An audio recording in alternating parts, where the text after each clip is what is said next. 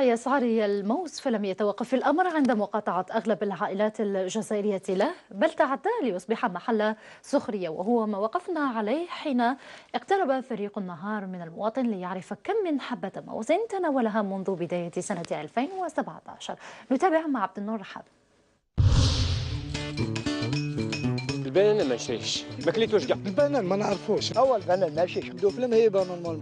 بنان البنان وينو بنان غالي بزاف. غالي بزاف، غالي بزاف غالي غالي غالي، ما كليتوش كاع. ما كليتوش شوفوا. الموز لمن استطاع إليه سبيلا. عندما يصبح الموز كعملة صعبة يتم تداولها في بورصة سكوار، فلا تستغرب من أن تجده على واجهة محلات المجوهرات ليكون في مقام واحد رفقة الذهب، فالموز غاب عن قاموس الجزائريين. ما نهضرش عليه، بانا نرجع كتم من اللحم.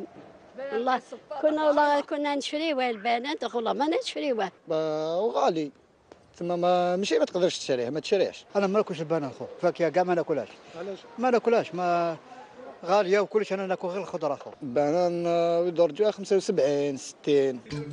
حتى الذين سعفهم الحظ للظفر بالفاكهة الصفراء كان نصيبهم منها قليل، وقناعتهم تلخصت في نصف حبة موز. والله ما نقدر نقول يا اخي كاين. من 2017 والله ما كليتوش. من 2017 كليت نص حبه، نص حبه، نص حبه بنان. غالي خويا، غالي غالي غالي. هو تفاعل الجزائريين مع غلاء غير مسبوق في فاكهة كانت بالأمس القريب تزين موائدهم، ها هم اليوم يحنون لتناولها.